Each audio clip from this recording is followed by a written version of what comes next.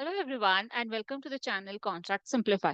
I'm Advocate Kritika here today with a new video all about key clauses in vendor contracts, a guide for beginners, part 1.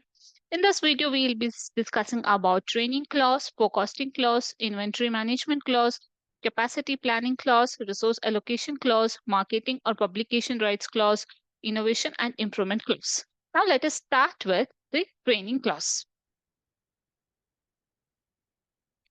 Training clause specifies the obligation of one party to provide training to the other party, often in the context of complex products, services, or systems. The clause may outline the scope, format, duration, and frequency of training sessions. Training ensures that the receiving party can effectively use or implement the product or service, leading to better outcomes and fewer issues. This clause is commonly found in technology, software, and equipment supply contracts. The following factors are to be considered while drafting this clause. What is the format of training? In person, online, self paced? Will training materials be provided? Who owns the right to them? Are there any certifications or qualifications to be obtained upon completion, etc.? Now, let us look at the template. Training clause. Party B shall provide Party A with comprehensive training on the use and implementation of the products and services. The training shall include specific topics and modules and be conducted via in-person workshops, online sessions, etc. Party A agrees to participate in all mandatory training sessions as scheduled by Party B. Any additional training requested by Party A shall be provided at mutually agreed upon cost. Moving next, forecasting clause. A forecasting clause is crucial in agreements where future demand or supply needs to be estimated. It requires one or more parties to provide regular updates on expected demand for goods or services. This allows the supplying party to plan production schedules, allocate resources, and manage inventory effectively. Accurate forecasting helps in minimizing the risk of overproduction or underproduction, reducing costs associated with storage, and ensuring timely fulfillment of orders. This clause is commonly used in manufacturing, supply chain, and distribution agreements. Factors to be considered while drafting this clause are how frequently should forecast be updated? Monthly, quarterly? What happens if the actual demand deviates significantly from the forecast? Are there penalties or obligations if a party fails to meet a forecasted demand? Any other applicable as per business need. Party A shall provide Party B with a rolling monthly, quarterly, or yearly forecast of its expected demand for the products or services. Such forecast shall include estimated quantities, delivery dates, and other relevant information necessary for Party B to plan production and resource allocation. Both parties agree to review and update this forecast as necessary to reflect any significant changes in market conditions or other factors. Moving next, let us look at inventory management clause. The inventory management clause outlines how inventory levels will be managed to ensure a steady supply of goods without overstocking or overstockouts. This clause is vital for managing supply chain efficiency and ensuring the products are available when needed. It often includes provisions for inventory tracking, replenishment process, and minimum stock levels. This clause is commonly used in supply agreements, distribution contracts, and manufacturing partnerships. The following factors are to be considered while drafting the clause. Who is responsible for maintaining inventory levels? What are the procedures for ordering and replenishing stock? How will inventory data be shared between the parties, etc.? Inventory management clause. Party B shall maintain sufficient inventory levels of the products to meet the forecasted demand as provided by Party A. Party B agrees to implement an inventory management system to track stock levels, ensure timely replenishment, and minimize stockouts. Party A shall be notified immediately of any potential shortage or delay in order fulfillment. Both parties agree to collaborate on inventory planning to optimize supply chain efficiency. Moving next, we have capacity planning clause.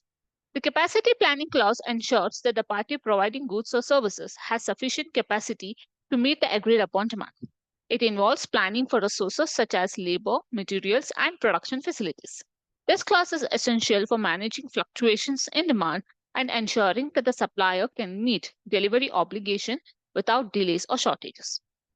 It is commonly used in manufacturing, logistics, and service contracts. The following factors are to be considered while drafting this clause. What Metrics or data will be used for capacity planning. How will capacity planning issues be communicated and resolved? What are the consequences if a party fails to meet capacity planning requirements, etc.? Capacity planning clause. Party B shall ensure that it has the necessary resources and capacity to meet the forecasted demand as provided by Party A. This includes staffing, production facilities, equipment, etc., to fulfill all orders within the agreed timeframes. Party B agrees to conduct regular capacity assessment and notify Party A immediately of any potential shortfall that could impact delivery schedules. Moving next, resource allocation clause. The resource allocation clause specifies how resources such as personnel, equipment, and budget will be allotted to fulfill the obligations under the contract. Proper resource allocation is critical for the successful execution of complex project or ongoing service delivery. This clause ensures both parties commit the necessary resources and avoid resource-related delay or issues. The following factors are to be considered while drafting the clause: what resources are required, and who is responsible for providing them? How will the resources needs to be monitored and adjusted throughout the contract? What are the consequences if a party fails to allocate the necessary resources, etc.? Resource allocation clause. Both the parties agree to allocate the necessary resources, including personnel, technology, budget, etc., to ensure the successful completion of obligations under this agreement. Party B shall provide Party A with a resource plan detailing the allocation and use of resources throughout the contract period. Any significant changes to resource allocation must be communicated and approved by both parties. Moving next, we have marketing or publication rights clause. This clause is crucial when one or both parties wish to use a relationship for promotional purpose. It sets a term for how the parties can publicly acknowledge their partnership, including press release, case studies, testimonials, and social media mention. The clause also includes restrictions on using the other party's name or branding without prior approval. It is important for both the parties to agree on the level of publicity and the content that can be shared to ensure that the messaging aligns with each party's brand values and legal obligations. The following factors are to be considered while drafting the clause: what approvals are required before making any public announcements or using the other party's branding?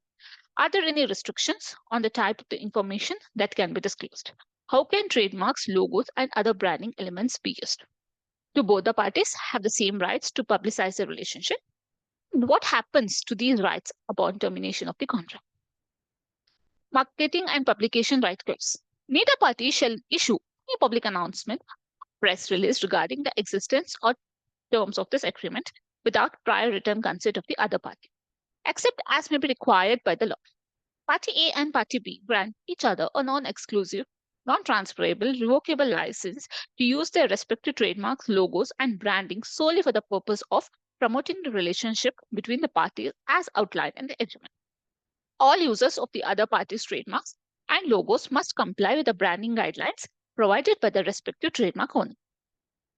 Moving next, we have innovation and improvement clause. The innovation and improvement clause encourages ongoing enhancement and innovation in the delivery of products or services. It can include commitment to research and development, the introduction of new features, and continuous process improvements. This clause is particularly important in fast-evolving industries like technology, pharmaceuticals, and consumer goods, while staying competitive requires regular updates and innovation. The following factors are to be considered while drafting the clause: what specific innovations or improvements are expected? Are there timelines or milestones for implementing improvements? How will the cost associated with the innovation be managed, etc.? The template reads as innovation and improvement clause. Party B shall continuously seek to improve and innovate the products or services provided under this agreement. This includes upgrading technologies, introducing new features, improving efficiencies, etc. Party B agrees to keep Party A informed of any significant innovations and to incorporate mutually agreed improvements into the products or services at no additional cost unless otherwise specified. So this is all about part A. If you have any questions, any concerns, please feel free to reach out to us via WhatsApp at 9945893415, and we'll meet in the part 2 of this video. Until then, please do not forget to subscribe to the channel and also share this video with your friends. Thank you for watching.